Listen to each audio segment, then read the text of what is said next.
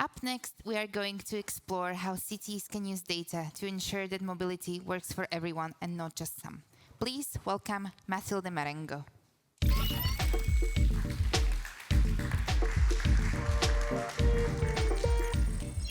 Hello, Mathilde. Welcome back. Mathilde was already moderating our panel in the morning, and now she is going to tell us a little bit more about how to make cities better, more equal and inclusive by using data, design and education. In her talk, she will focus on data-based decision-making for accessible and sustainable urban development. Mathilde leads research that helps fill in data gaps and make sure that planning includes everyone. Mathilde, you lived in many different cities, right? How has that shaped the way that you think about inclusivity and justice? Well, it's definitely played an important role to have, let's say, different experiences, lived experiences, I think help a lot to be able to understand and perhaps position or aim to position yourself in the shoes of others, which I think as designers we have a lot of responsibility to do. So no doubt it's important. I also am very aware that I have had the privilege to be able to do that, and not everyone has the access to that, but hopefully today maybe I can share some tools in order for everyone to gain that perspective, even if they don't have the chance to move around so much. Yeah, thank you very much. The floor is yours. Thank you. I will also do this little move. Okay, thank you to the organisers for this amazing conference and for having me. It's been incredible so far, and I'm sure it will continue to be so. I'm going to talk a little bit about digitisation for a just mobility transition. And to start us off, I thought I would contextualise a little bit what kind of context we are working from. I too am an architect, not a systems architect, but a traditional architect, as Ed mentioned beforehand. And so together with the team of researchers and also students and others that I work with, we work at the intersection of planetary urbanization, looking at specifically socioeconomic disparities and the climate crisis. And in order to be able to tackle these very large-scale challenges, we try to work with data-driven design systems. Specifically, we're interested in understanding how we can leverage data-driven design systems in order to create spatially just environments. And that means that we intersect on one side computational thinking, which is fundamentally working with urban analytics, and on the other side, collective and ecological thinking, which we believe makes us work with advanced urban planning. So this basically means that on one side we're critically but also creatively looking at data collection, cleaning, transformation, analysis, visualization, and the interpretation of this. And on the other side, we aim to work with advanced technologies, work towards evidence-based solutions, data-driven solutions, but also enhance spatial justice through responsive systems and community and ecology enabling spaces. So this work started actually just going into COVID, where we began to look at how we could leverage computational thinking in order to be able to understand, in this case, human behaviors in the urban environment. Specifically, all right.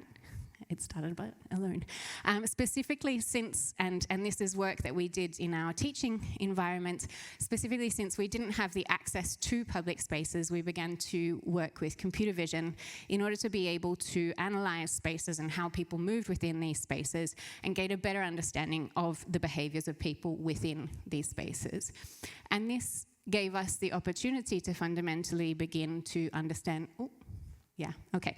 Well, there's some, you can't see the buildings, but just imagine that here around there are buildings, and these are the squares that are represented.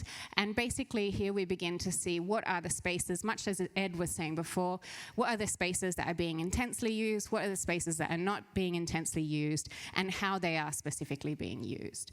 And so this gives us the opportunity, for example, in a COVID kind of context, of course, to understand what is the intensity of the spatial use, what is the distance between the people, and so on and so forth. So looking at, for example, medical contingencies. But of course, these are kinds of things that happen in Barcelona, for example, where I'm from, happen often if you saw in Ed's space syntax map, next to the Sagrada Familia, the streets were red, very heavily loaded.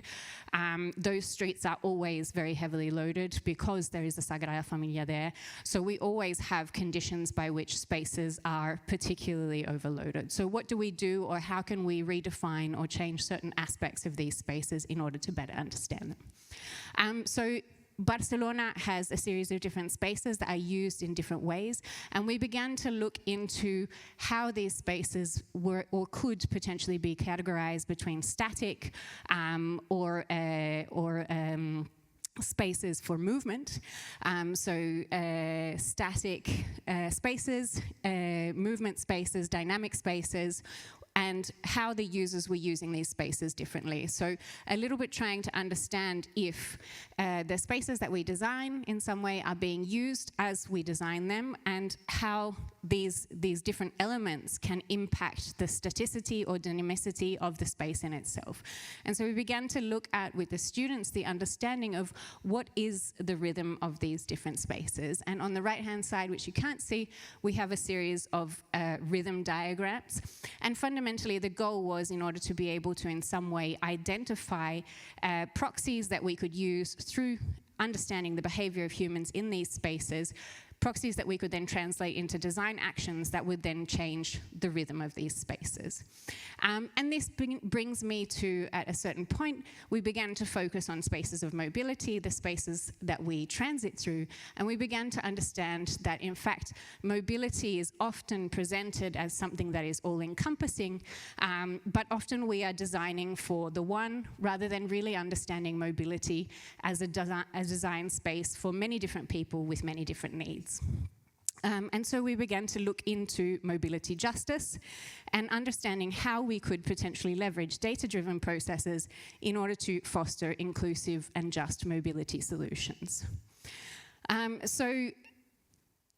In order to be able to do this, we needed to begin to understand where are the injustices and what is happening within the context of mobility. And one of the first topics that we treated in this research was the question of gender and mobility, and understanding how gender creates a divide within the distribution of mobility in our urban environments, and also how we use mobility in our urban environments. So often the simulation systems will allow you to simulate a point A to point B mobility kind of pattern, but what we see is that the great majority of people who do use public transport often don't need to just go from point A to point B, so home to work, work to home, but might have to accompany someone to, for example, a school, might have to stop off and do the shopping. And in particular, this burden or this responsibility, falls on women.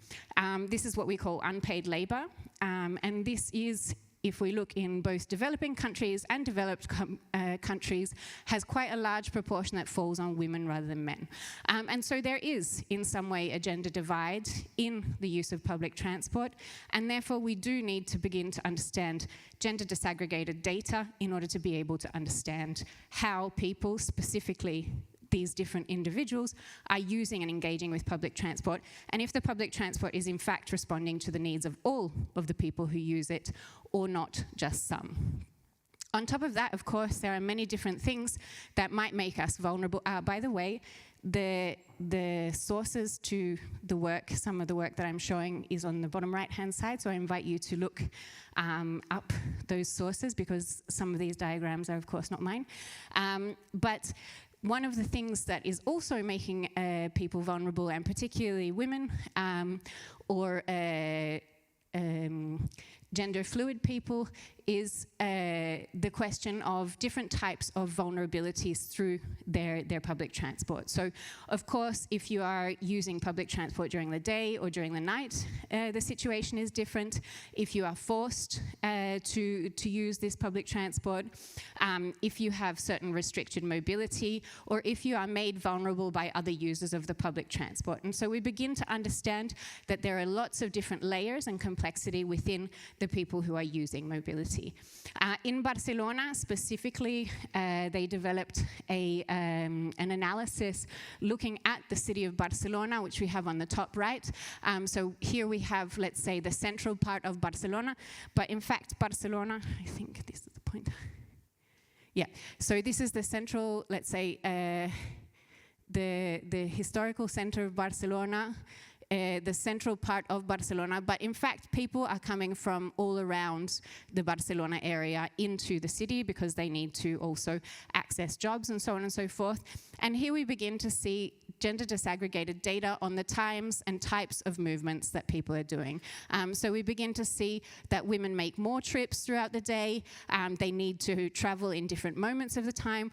Meanwhile, for example, men will travel typically in specific hours. If we look at the distribution of who is using the public transport, who is tending to use the private vehicles, and different types of transport. So what's interesting is that women tend to walk more than men, as well as using public transport more than men.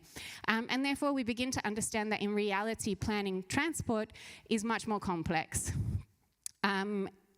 So in order to sort of tackle this question, in order to understand how or what kind of data we best need to collect to better design for everyone in the city, the C40 organized a series of events around this topic and created a small manual where we can begin to see that there are 4 main pillars or recommendations for cities to be able to better tackle this question. And so we have the need to start collecting gender disaggregated data, looking at gender planning, which means also engaging with different members of the gender spectrum through the planning process, incorporate the gender perspective in reporting and evaluation of urban mobility policies, and also training and mainstreaming in the creation of awareness around these topics. This fundamentally means that we're looking at designing for people and not just the one type of person. And that means that we need to begin to look not just at the question of gender, but go beyond the question of gender and look at intersectionality. So here, I recommend that you check out, if you haven't seen it, Jackie Shaw's, she gave a TED talk called Designing with Intentional Intersectionality, which looks fundamentally at the possibility of designers to be able to confront their own power and privilege with respect to the spaces that they are designing to better serve everyone they are designing for.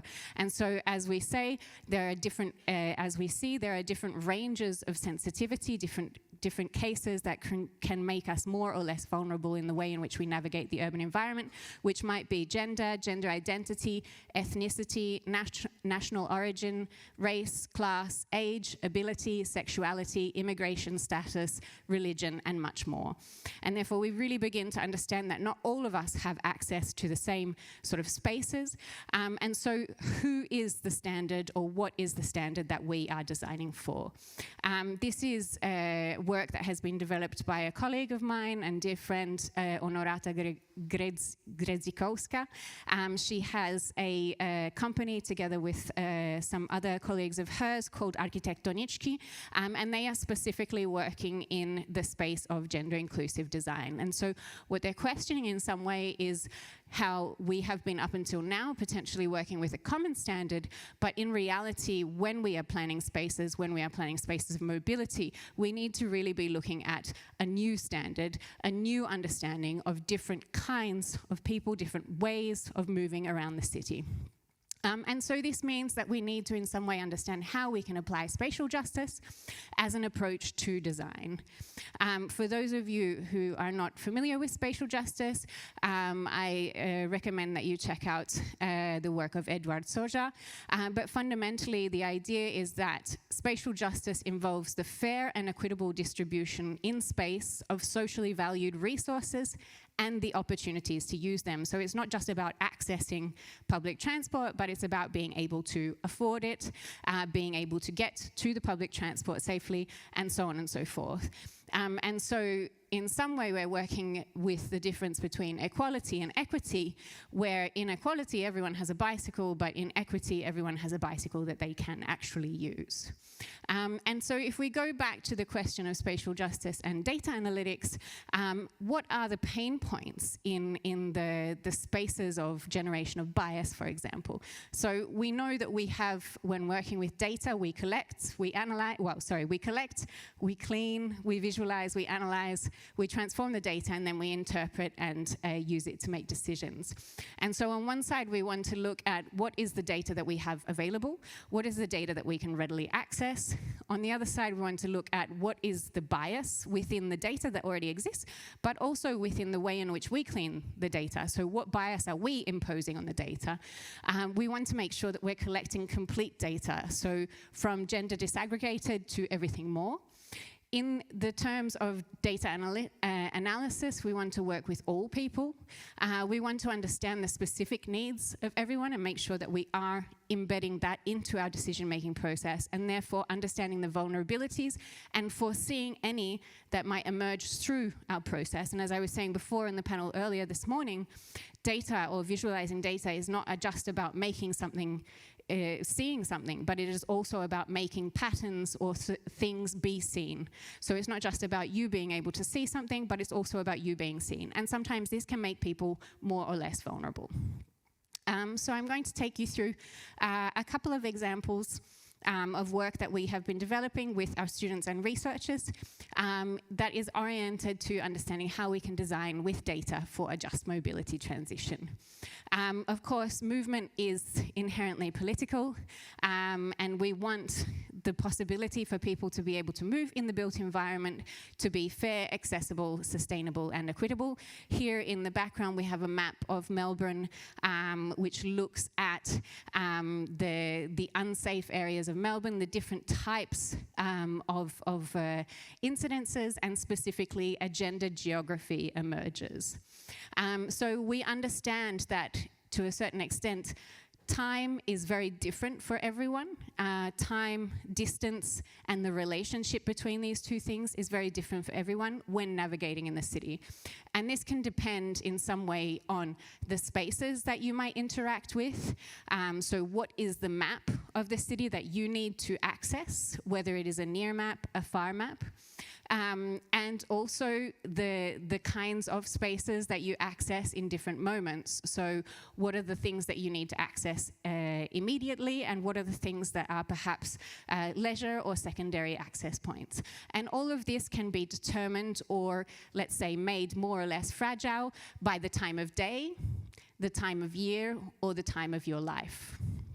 And so what we've been doing with the students, and this is once again Barcelona, we've been looking at the creation of a series of maps that talk about certain specific vulnerabilities that emerge in the urban environment, from safety risks to thermal risks, and understanding how these maps come together and determine the different areas of high vulnerability, or specifically high vulnerability. So for example, here we're overlaying safety risk with thermal risks and understanding if there are spaces of extreme vulnerability that we might need to pay particular attention to and intervene in.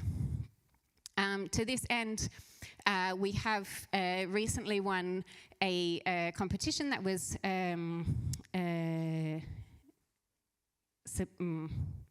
published, by the City Council of Barcelona, by Bit Habitat, which is the innovation entity of the City of Barcelona.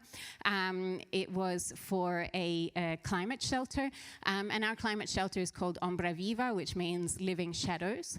And basically here we were looking at how we could engage with the community within the creation of a space that might be able to meet the needs of many different types of users while creating a climate shelter, and also a space for settling down. So on one side we have, let's say, the technical details of the timber construction, and on the other side we have the goals of this space. That on one, we want to create spaces for people to stay. This is a photocatalytic fabric which will help purify the air, and up the top in red are some solar panels which create both shading and also energy production for the different systems that are embedded. So we did a collaborative design process with the users of the space. This pergola, let's say, will be installed into the courtyard of one of the university campuses. And we had proposed a series of different possible distributions with their solar performance for the citizens of the users of the space to be able to co-design. We also added the possibility of these different elements to be moved by the users, so the users can also adapt these spaces in real time. And they had, during the co-design process, the possibility of creating different kinds of fixtures or details within the structure in itself. So they could sort of embed lights or sensorial playing spaces, parking spaces for bicycles that could be charged by the solar panels. And we also embedded a environmental sensor kit, which is another project that is developed by IAC and some colleagues called the Smart Citizen Kit, in order to be able to collect open source environmental data. So as I was saying, we did the co-design process, and we were able to collect through a very simple process the voices of the community, of the people who are engaging with this space, in order to be able to design the ideal space. They chose to embed benches and disposition which is in a semicircular disposition. They chose to embed the environmental sensors, but not much else. And so this project is now working towards the construction phase, which will be done over the next couple of months. Of course, as we know, Barcelona is a very, let's say, or is a known front runner of implementing solutions that enable the city to be walkable, that enable the public space to be accessible. Here we see the evolution of the Superblock project from the very left.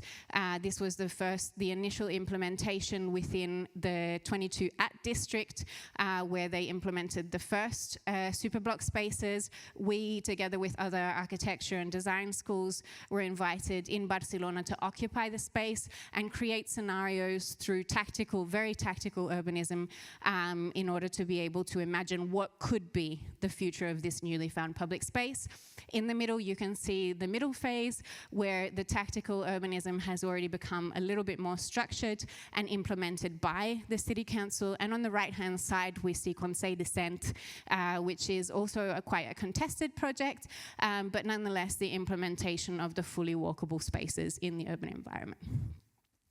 And so together with our colleagues at Bureau Happold, we ran a course in the master program to try and understand a little bit what this might look like on a very different scale, in a very different kind of urban environment from what might be a space in Barcelona. And so here we go to Riyadh, and we began to analyze with a shortest path, basically, what were the possibilities to access public transport, either metro access or bus access, for specific areas in the city of Riyadh.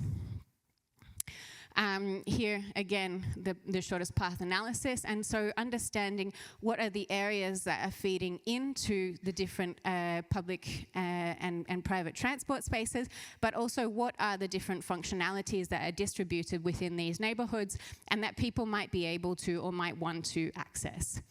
And so we came up with the concept of the Riyadh Superblock. So basically transitioning in some way the goals or the philosophy, the values behind the Superblock in Barcelona to a space that is very different from the one in Barcelona. And so here we look at imagining how we might be able to create a series of different loops that might be spaces where autonomous vehicles could navigate, or where specifically shaded or vegetation might be implemented in the streets in order to create different kinds of spaces at different speeds and for different people's needs. So here we work with a persona, Aisha, and we look at what are the different, or how we can create possibilities to optioneer solutions for her to move around her space. So either by walking, by private vehicle, by autonomous vehicle, or walking via specific paths.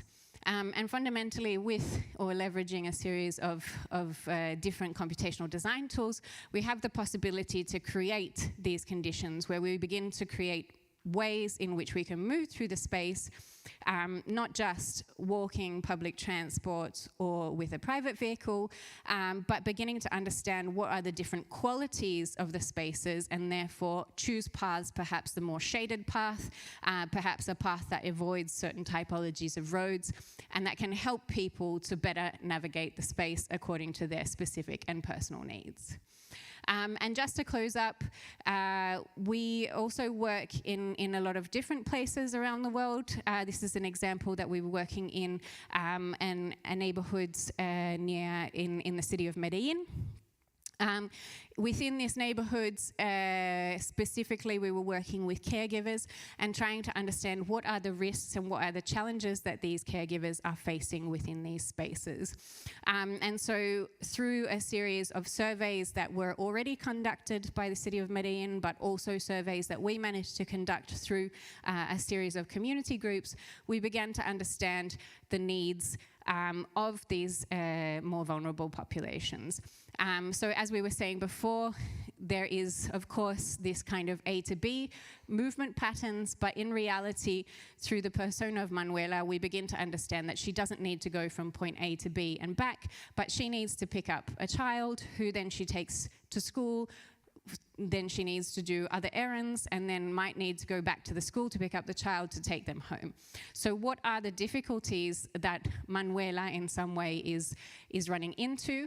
And through, as I was saying, the surveys that we conducted, thanks to the local communities, we began to understand that there were difficulties in relation to high slopes and uneven pavements. There's no differentiation for pedestrian and vehicular roads. There is a feeling of unsafety, and there are no resting spaces. And so these become, in some way, invisible barriers, which we can spatialize through the understanding of these different areas. So what we did was we mapped them out initially, looking at creating a series of different counters, which we have on the right here, to be able to understand if, according to where you are located, what might be the difficulties or the invisible barriers that you might run into, and how you can then potentially navigate these.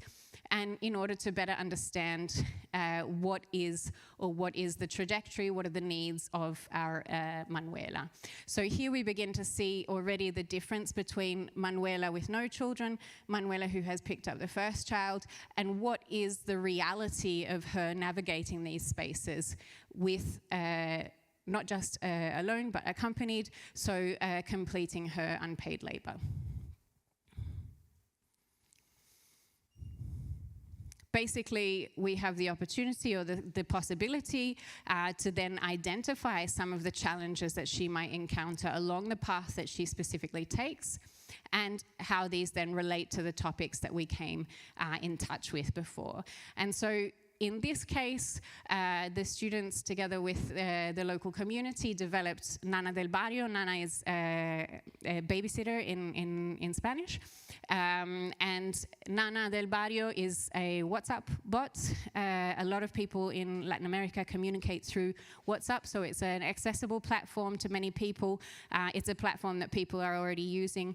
And fundamentally, the idea was that we might be able to use an AI-aided chatbot that can help us in some way create a community. So potentially on one side, one-to-one sort of feedback to enable someone to navigate the space in real time. So when you run into, for example, something that creates a condition where you can no longer move through the neighborhoods, you have the possibility to send out a warning, but also to ask for alternative routes.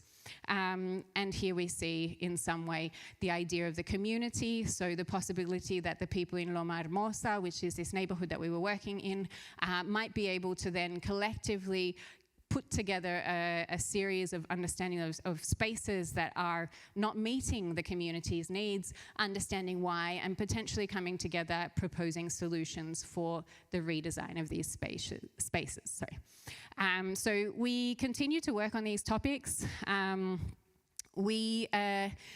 we have some different challenges that we are still working with. So on one side, although we can leverage computational or machine learning processes, we still always need to confront these with on the ground. So we can never use just FAR data or granular data, but we always need to engage with the citizens, because it's very important to understand the real perspectives of all of the people who, or the individuals who are located in these spaces.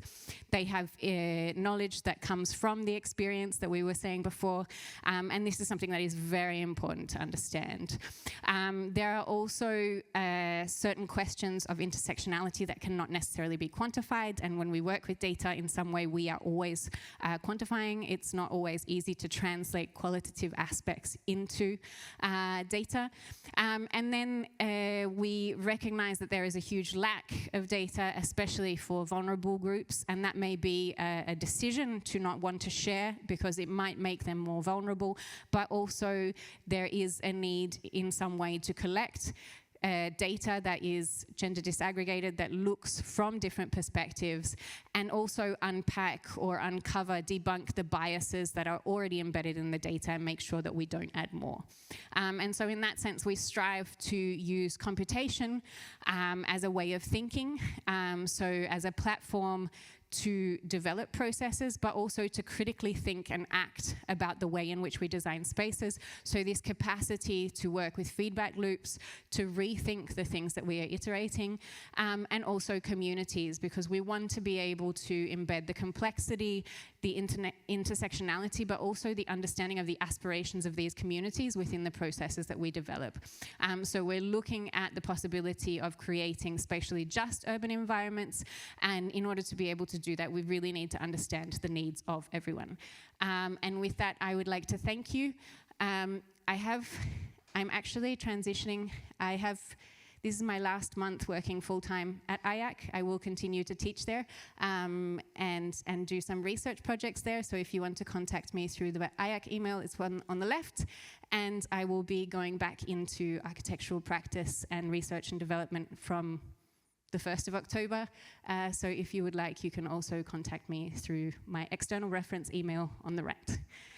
Thank you so much for your attention, and have a great afternoon.